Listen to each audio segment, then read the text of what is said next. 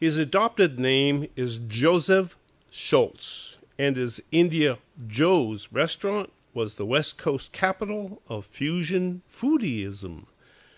The taste that lingers of that fusion leads one to ask, how can one cook east into west so the hungry return for more?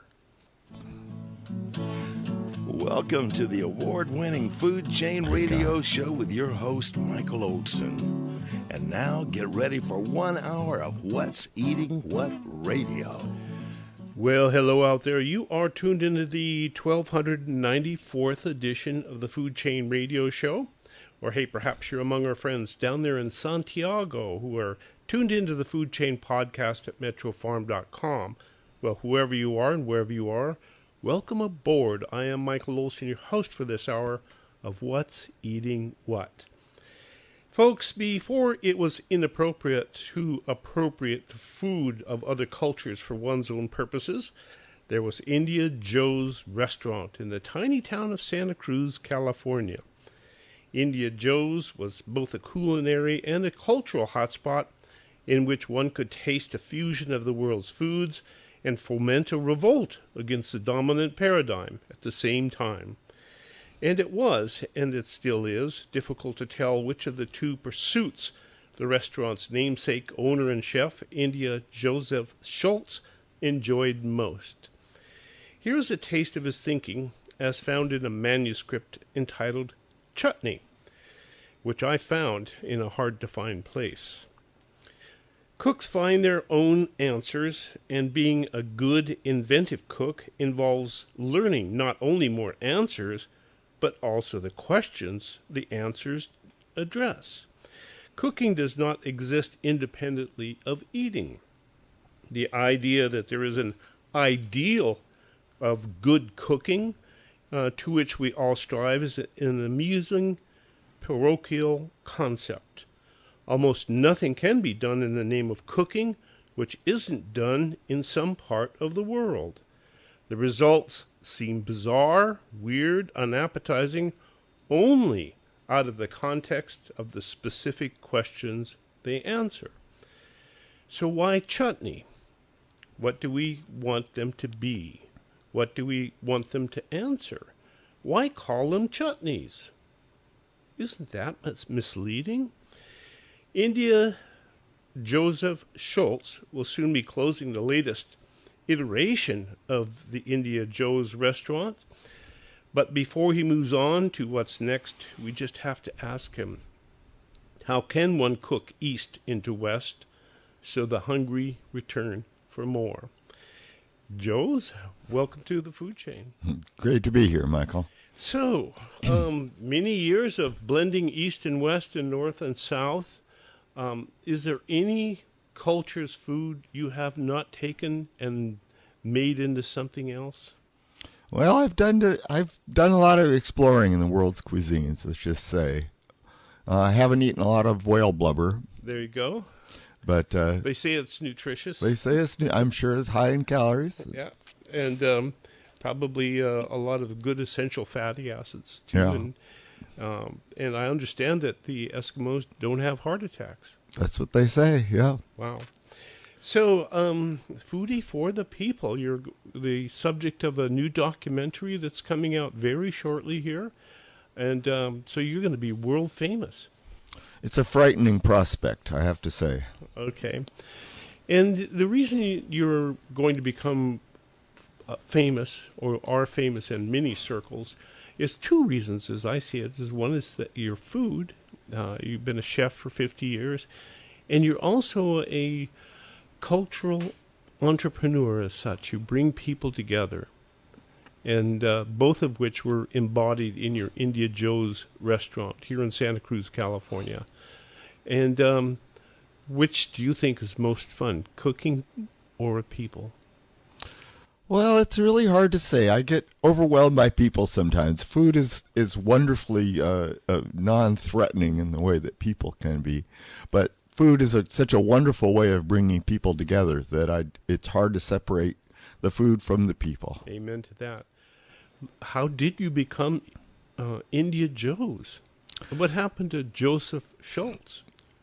Well, it sort of was a series of accidents. I think I had to say I was bewitched by the Beatles at an early age, and at that point in their trajectory, India seemed like the font of all knowledge, all cosmic certainties, and so Indian cooking was like this new and wonderful realm that I sort of stumbled into with the help of some friends, and it just seemed like that wonderful horizon we glimpse and head towards. And so I spent my time trying to find what was that elusive, wonderful flavor that I'd never had before. And Indian was it at that point. And you brought that to the sleepy little village of Santa Cruz, California, at a time when the sleepy little village was kind of waking up to the world. Yeah, so well with the UC Santa Cruz beginnings, the world sort of came to Santa Cruz in many ways, and I was excited at that possibility of learning from the past and the cultures of all over, and it had a chance to rub shoulders with many different cultures. Through the academic world mostly at that point. Mm-hmm. Well, to make sense of all this, let's talk chutney. All right. What the heck is chutney for those of us who don't know?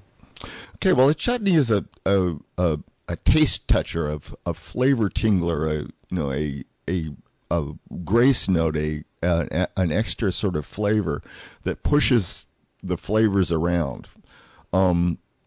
Indian food often separates out the flavors of a meal into a bunch of different little stars in the constellation of an Indian dinner. And the chutneys are the bright spots. A chutney is sort of generally somewhat over the top in its balance. It's a little too hot, it's a little too sweet, it's a little too sour. And as such, you can appreciate it best by mixing it with other things. It keeps your tongue moving from one flavor to the other, basically. Mm-hmm. You brought the world of chutneys to the little town of Santa Cruz with a chutney bar. Tell us about your chutney bar.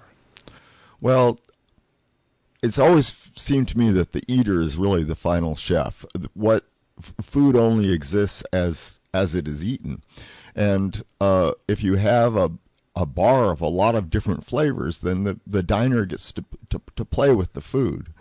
And playing with your food seems like the most reasonable approach to having a business, because it excites people. It takes them to a place where they haven't been before.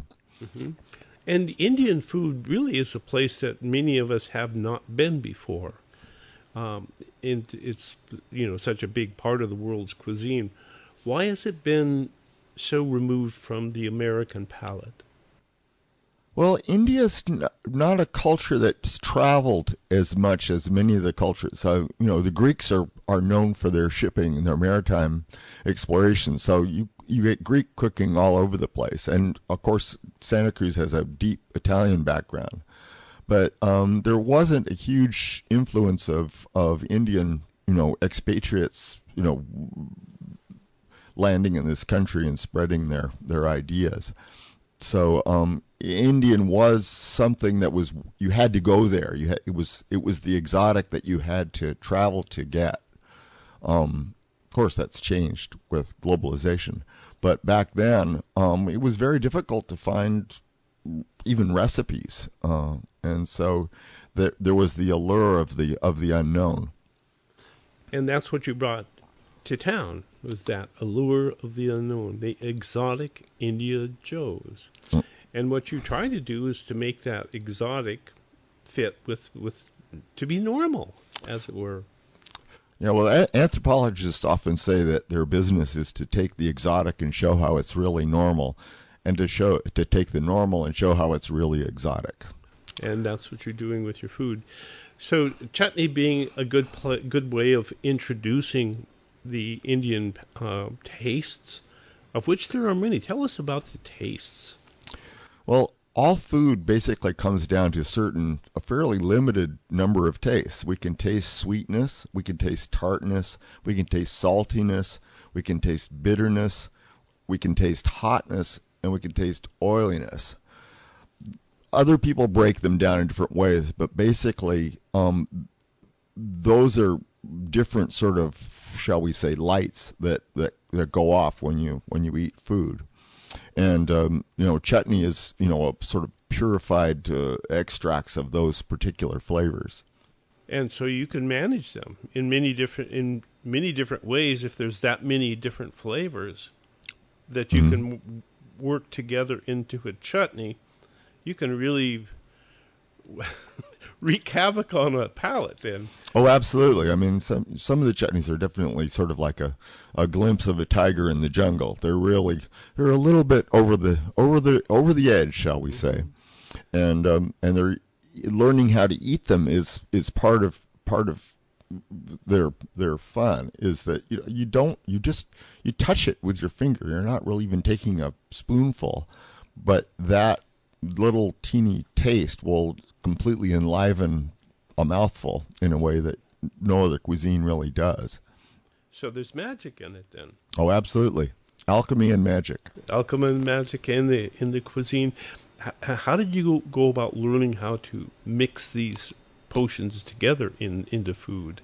Well, I had friends who were Indian, but also there was a nascent spiritual revolution in the late 60s that involved a lot of people, embracing, Eastern concepts and studying these things and sharing these things and learning about these things. I guess I was a guilty one too, because I studied Chinese for, Oh, absolutely. years. So I guess we were taken up all by a lot of different things in those days.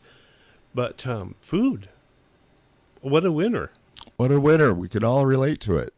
There it is. And so chutney is just the beginning then. I mean, it seems like it's almost your tool to really work your way into the whole world of Indian cuisine then. Well, see, Indian cuisine does what I call perform an exegesis on flavors. It unpacks the different parts of a meal and puts them out on what they call a thali, a big platter. So you can see the different elements in it. It clarifies the idea that there are different flavors going on. Now, one of the interesting things about flavor is if you taste the same flavor for very long, really a matter of seconds, you can't taste it anymore.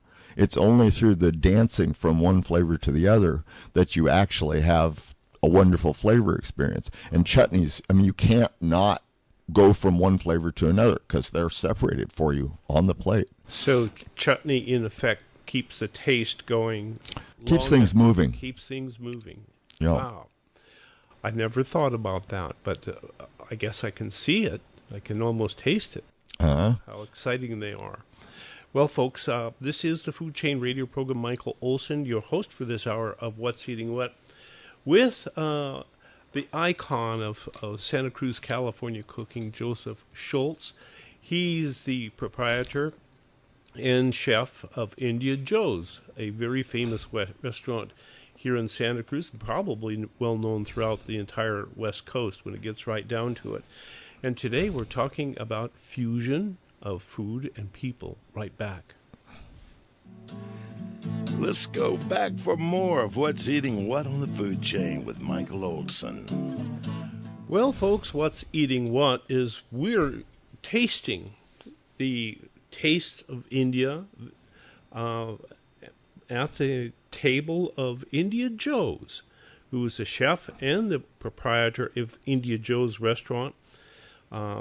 Retiring, you're looking at retiring now. India Joze, 50 years of cooking. Tired. I don't know about retiring. We'll see. We're evolving more than we're retiring. There you go. And on to the next thing, right? No. But in 50 years, you certainly learned a lot about preparing food, especially Indian food. What would you tell people about that have not tasted the taste that you are so familiar with making? How would you introduce somebody to that taste? Well, the idea that flavor is something that you want to move around. You start with some sort of a fairly neutral food, and then you sort of instead of adding it to the food, you keep it separate and taste it separately. Chutneys are the Indian word, of course, but relishes, sambals, salsas, all these ideas of very sharp flavors that are presented separately from the meal are something we can all relate to. I mean, some flavors are going to be more, exciting, and some people are going to be not as appealing. But the idea of moving from one flavor to the other is the place to start. To have a lot of flavors to work with and keep trying new ones. Okay, given that notion of moving from flavor to flavor and keeping things going, I'd like to talk about your restaurant, India Joze, because it seems to me like, I guess it's the epitome of chutney. It had a way of keeping things going and forever changing. And boy, you ran that restaurant for many years. And as people look at, opening their own restaurant, do you think they would use what you set up in India Joze as a model for an efficient restaurant? Well, not at all. No, India Joze has been governed by the principle of randomness most of its life. I never had a business model. I never really had a clear concept, which is standard in the restaurant world, to sort of clarify a concept and sell it to the populace. For me, it was really more about playing with food and really having a good time. This is not a very viable business model, because one of the problems with food is that if people don't eat it, it doesn't exist. So you can have something on the menu you're very proud of. If for one reason or another people don't come in and get it, it doesn't exist. Well, that's our opening question. How can one cook east into west and have the hungry come back for more? So it has to taste good. It has to taste good. Taste good. And so much of the food, that we eat doesn't really taste good. It's true. Yeah, a lot of stuff is pretty boring. I don't think it needs to be. I don't think there's any cuisine that isn't capable of great culinary achievements. But all too often, if we just assume that it can't be good, if you don't try to make it good all the time, like I do, I'm always trying to make the absolute best of whatever it is I'm working with.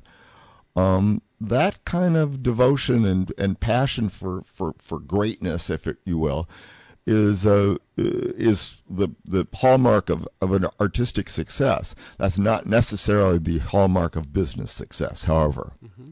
And I guess if India Joze restaurant was known for anything, it was as an expression of art almost. That's why people loved it, because it was that different. And people went to this restaurant because it wasn't like any other restaurant. How did you go about introducing the concept of being different and of serving different food, of serving Indian food in a palette that was more used to cheeseburgers and French fries? Well, I think it was Santa Cruz was remember in the vanguard of some other interesting food movements, like the first Szechuan restaurants on the West Coast, maybe in the United States, happened in Santa Cruz. New Riverside down there. Yeah. And I lived literally a block away from that. So people were discovering that food could be something that was exciting, that wasn't just fuel for your life. And so people were open to the idea that food could be an unusual experience. It could be a experience of discovery rather than of homecoming, if you will. And so perhaps it given the tenor and the temper of the people here, it was probably a good place to introduce a concept like India Joze. Whereas, perhaps if you were in the suburbs of some other city, maybe it wouldn't work so well. Absolutely. And, Santa Cruz being a college town was part of it. people, college students are up for new experiences. They're discovering the wider world, and the chili addiction that was springing up at that point, the idea that food could be really spicy, amazingly spicy,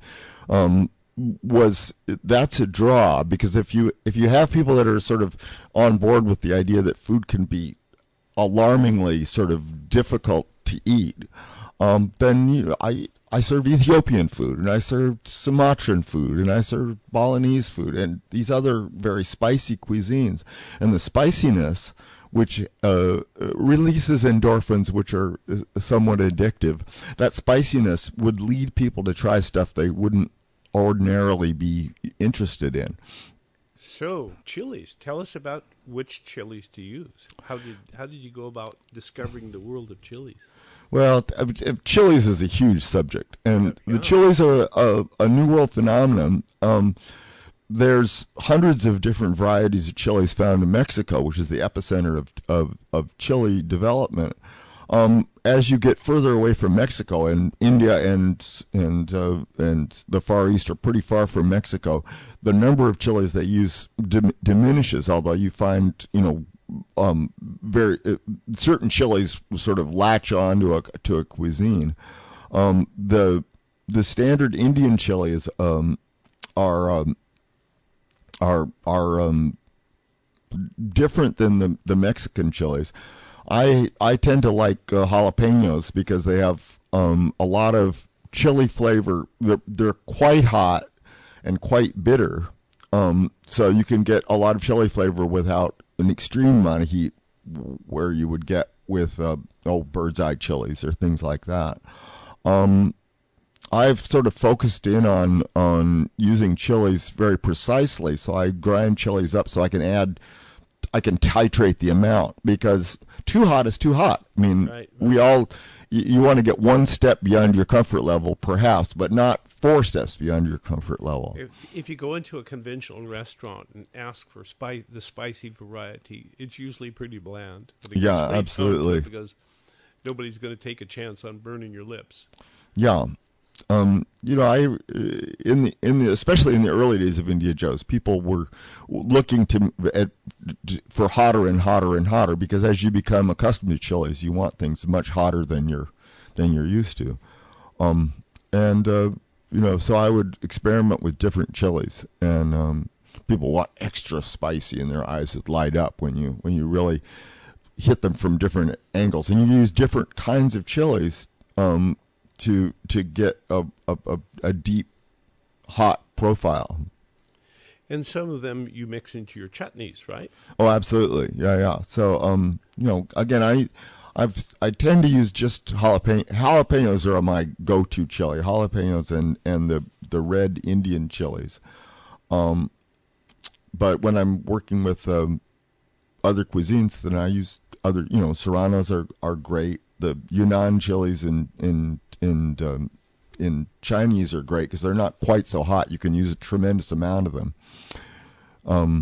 Chutneys are a good place to play with chilies, because you want the chutneys to be over the top in their intensity, and because you don't eat tremendous amounts of it, it's okay for it to be super hot. Yeah, so a little dab will do ya. A little dab will do ya. There you go.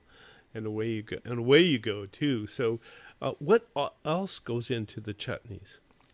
Well, because the way our senses work, to really taste something, you have to have several of the flavors present at the same time.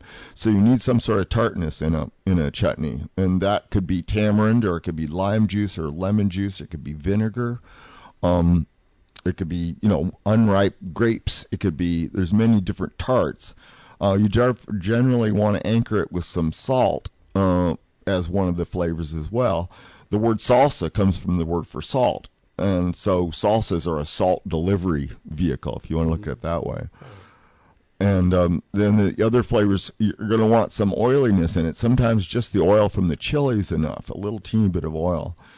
And you want some sort of bitterness. What does the oil taste deliver to you? Well, oil, I mean, they didn't used to see kind it. of like a mouthfeel. It's a mouthfeel. They've just recently, I mean, the research is still developing on these things. Oil is now thought of as a separate taste. I've been calling it a separate taste for about 40 years, and then suddenly science has caught up to us here. But there are certain taste receptors that respond to oil, and the reason for that probably evolutionarily is that oil is the most concentrated energy of all the foods. Probably one of the most difficult to come by as well. Yes, because it's precious, and oil has always been associated with richness and riches for that reason. That's why we love butter. That's why we love butter. Good. And so mixing these things together, there's so many combinations. Oh, absolutely. In what you're talking about is that you're almost like a maestro of ingredients to make this work right. Oh, absolutely. I mean, we're talking about a symphony of tastes, ideally, because you taste one thing, you taste another thing. You can have a chord where you have several things tasting at the same time. You can have an arpeggio where you're having tastes happening separately. That's what an arpeggio is. And as I say, in general, you want to be thinking about always having new tastes coming in to your meal. Well, you started out as an India Joze, but now you're kind of experimenting with foods from all over the world. Well, as I did, Except for whale blubber, of course. Yeah, except so for that. I don't eat octopus anymore either for other reasons. As I discovered more about the history of food, I discovered that India is less central than I thought to the cuisines of the world. And so I discovered, how the Neolithic Revolution took place in Persia and how that spread out, and how they developed agriculture separately in China and in the Middle Americas. And so I try every cuisine I could find. Ethiopian's really interesting because they use many of the Indian spices, but they end up with very, very different effects because they use them quite differently. And so I really enjoy trying different cuisines, and always have. It's kind of makes an anthropologist out of you, doesn't it? Yeah, culinary anthropologist. Anthropologist. In studying Chinese, especially the ancient Chinese poets and whatnot, I always kept an eye out for that which was universal. Something that was true in Chinese history and in Western history and the human condition and whatnot. If you see it develop as a truism in one culture and another culture that was entirely separate, you could think, well, that must be true then. Well, this is how I discovered developed my theory of flavor saturation, which is that for food to taste good in any cuisine, you have to have all the flavors present. They're fairly explicit about this in Thai cooking. They're much less explicit in Western cooking, where many of the flavors are already saturated. You get something like ham that has all the flavors there, prosciutto. So you add it, and you're adding all the flavors. So I discovered that, all cuisines seem to be adding all these flavors to things to make them up. And, this has to do with... So the 5 or 6 elements that you talked about? So, some cuisines, as I say, they just are in the, butter has all... It's pretty saturated. It has richness, it has saltiness, it has sweetness in it. It has, obviously... oily. Yeah. So, I was always looking for the core principles underlying all these different changes. The Chinese, of course, have the Book of Changes, which is an explicit study of the universals, of how things how the world interrelates with itself and how things work. And, one of the principles I got from the I Ching is that when something's carried to extremes, it turns into its opposite. Explain that. Well, when you're talking about cooking, for example, if you get something very, very cold, at a certain point it becomes hot, and we all know how a margarita it can be hot on times. It's so cold that it'll burn you. Yeah. I mean, and freeze your brain. Freeze your brain. But chilies are another example. If you have enough chilies, you start sweating and you start getting cold. You experience the coolness within that heat. So the more things change. And so the more things change. I mean, the principles underneath them remain, but they talk about the 10,000 things in China, and underneath these 10,000 things are these rules of how things transform from one to another. There you go. And we're going to transform ourselves really quickly here into a commercial break. But when we come back, I'd like to take India Joze Schultz himself and have him teach us about running a restaurant that is truly unique in the world. India Joze. This is the food chain. Right back. So much to say, so little time to say it. On the Food Chain with Michael Olson. Welcome back. You know, this is the kind of show that makes you really hungry when you get right down to it. You're thinking about all of these hot, spicy foods, and it's going, boy. Hard to get that kind of food anywhere in the world except for India Joze restaurant in Santa Cruz, California. There you can find it. And do you dare make people tear up with your spices? Oh, absolutely. There's lots of people that just love that. They come up with their eyes streaming. That was so wonderful. That was great.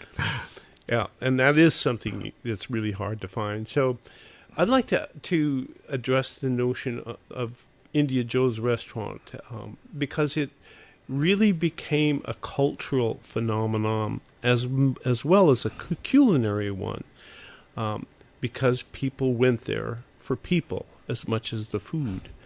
How did you engender that feeling that this is the place to go? What did you do? I was really lucky, I have to say. I started out as a one-man band. Literally, I was, cooking stuff and serving it and washing the dishes and buying it and everything.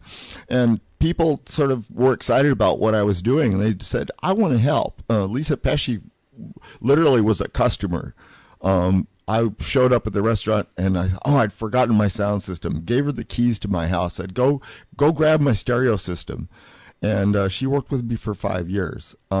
Beth Regards, it's impossible to talk about India Joze as a artistic phenomenon without talking about how Beth Regards sort of made the image, spiffy and sophisticated as well as offbeat. And so many people just sort of said, this looks like fun. I want to be part of it. That India Joze became this artistic center. My cooking was certainly a major part of it. I won't talk that down. But India Joze is inseparable from the people that just showed up and gave their all to the development of our stuff. And you were pretty clever about marketing. And one of the more clever things that you did was you instituted a calamari festival. Yeah, well, calamari was, it touches so many things. It's very local. And even back then, the idea of... For those people who don't know, Santa Cruz is right on the Monterey Bay, and there are a lot of calamari, which are called squid for fishermen, out there in the bay. Absolutely. And Santa Cruz, Monterey Bay calamari is found all over the world. When I was in Greece, they were selling Monterey calamari. But it appealed to me because it was cheap. They used it for bait back when I started. And exactly, they still do. But calamari is perfect for cooks because you can't be neutral about it. You eat chicken. Yeah, I eat chicken. I've had good chicken. You've had bad chicken. Calamari, you pay attention to, right? And all cooks want their diners to notice what they're eating. They don't want to just shovel it down. Oh, it was good. And calamari sort of wakes people up. It's alarming and exotic, and it's found in many, many, many different cuisines. And so it was perfect for a festival. And how did you go about pulling a festival together? Where did you start? Because that was yours. Well, I'd love the idea of working with a theme, as a musician would. You get a theme and you want theme and variations. So one year, I think it was 1979, I thought, well, there's all this great calamari. Let's do a calamari festival. And I had no idea how many people would show up. I mean, hundreds and hundreds of people showed up the first time we did this. And one of the partners who accreted to the India Joze experience was Tom Bresney, who was a genius at promotion. And we thought, let's take this and run with this. And it sort of grew from there. The calamari consciousness sort of became a real a force, shall we say, artistically and culinarily. And it was a true local food too. So Absolutely. Long before localism was a jihad, you made it one with a local food festival. Yes.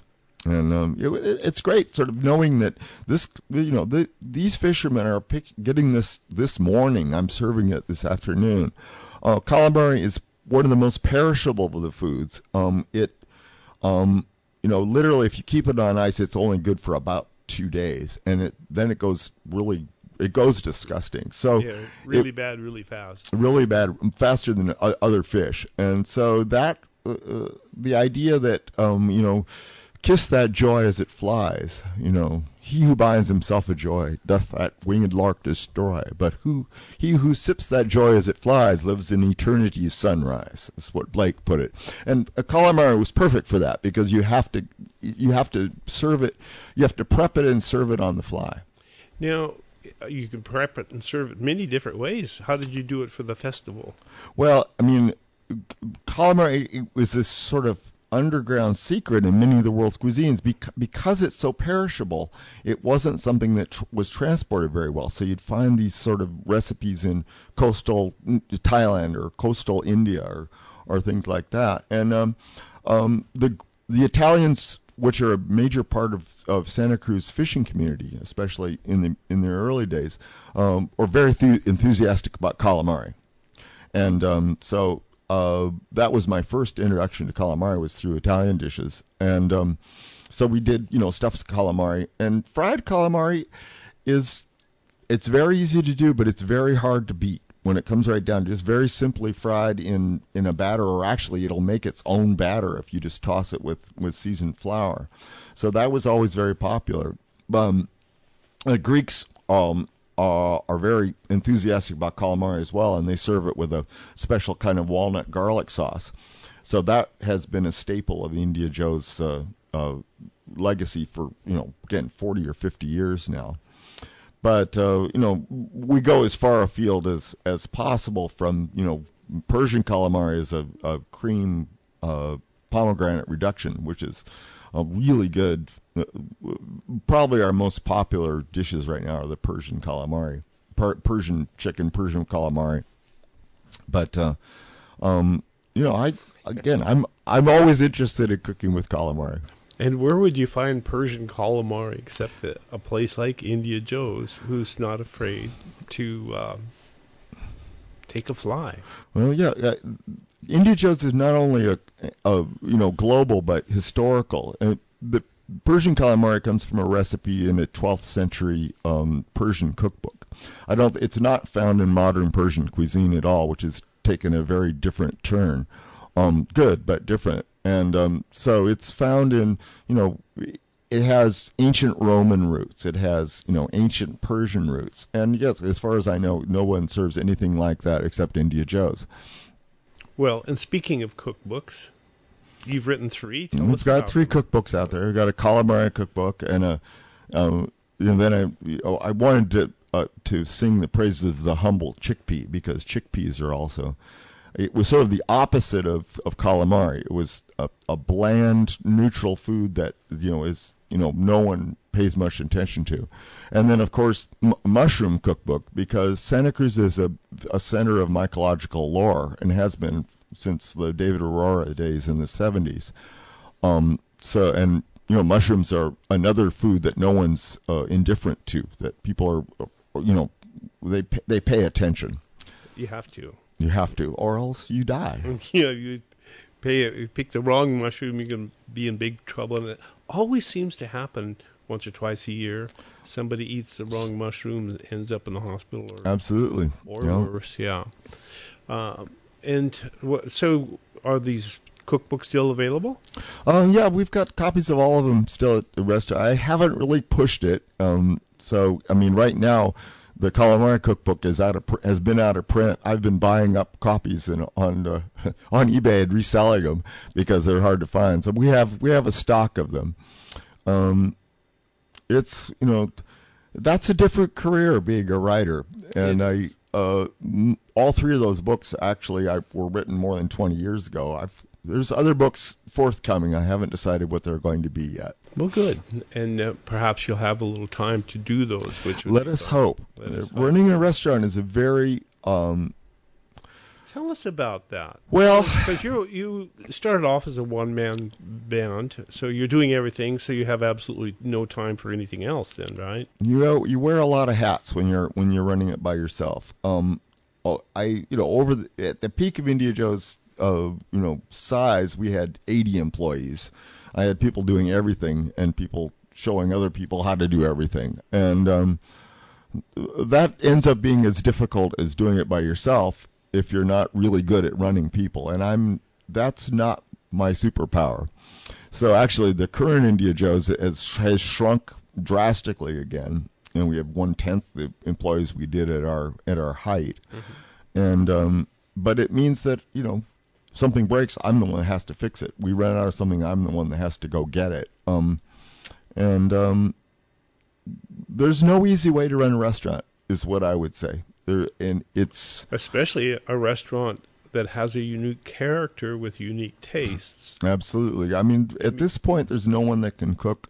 I have no one that can cook the way I do. In the 80s and 90s, I had many cooks who were all as good or better than I was at actually running the line and putting the stuff out.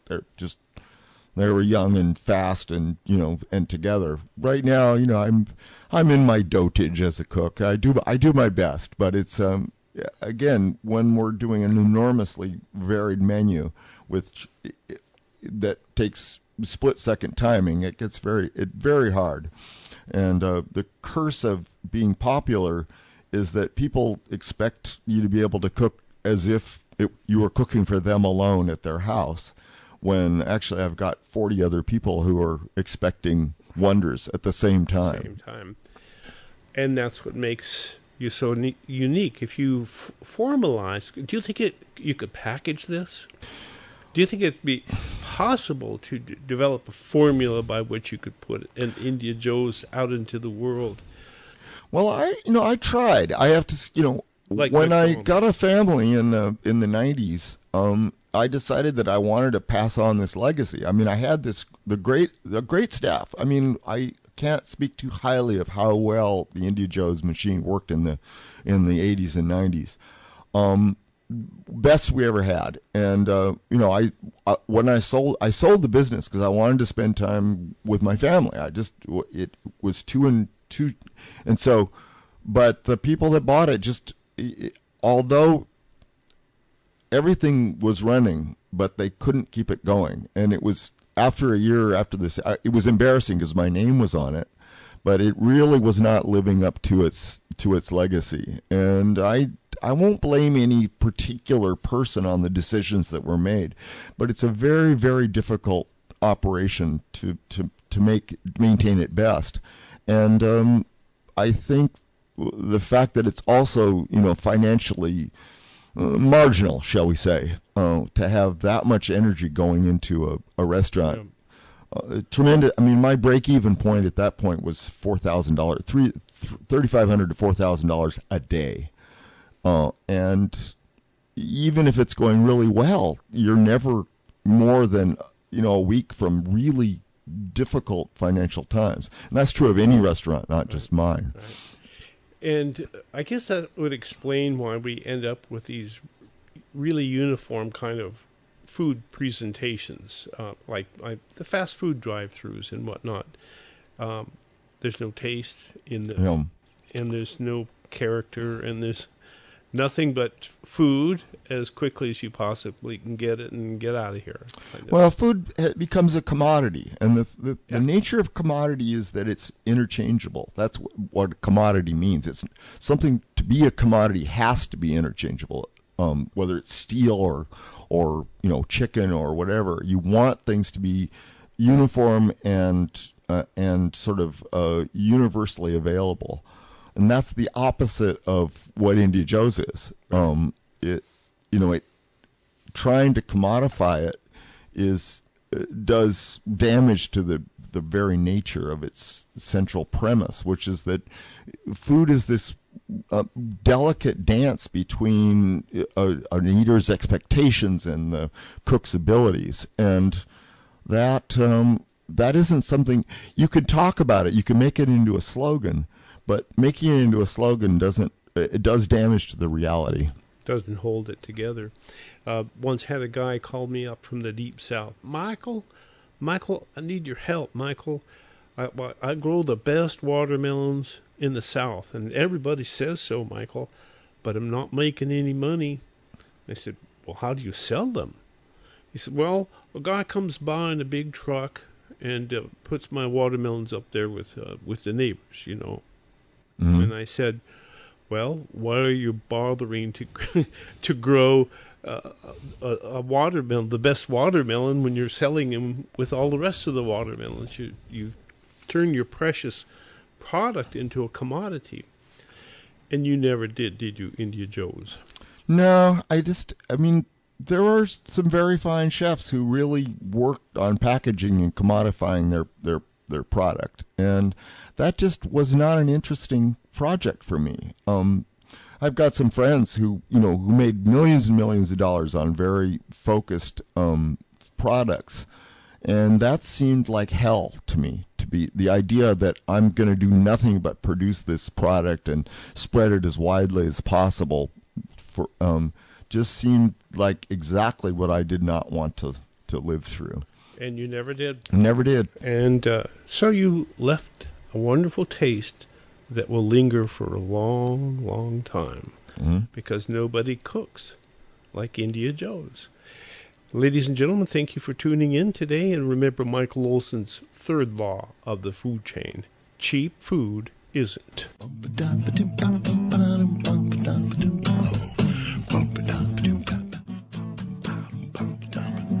You've been listening to the award-winning Food Chain Radio Show with Michael Olson.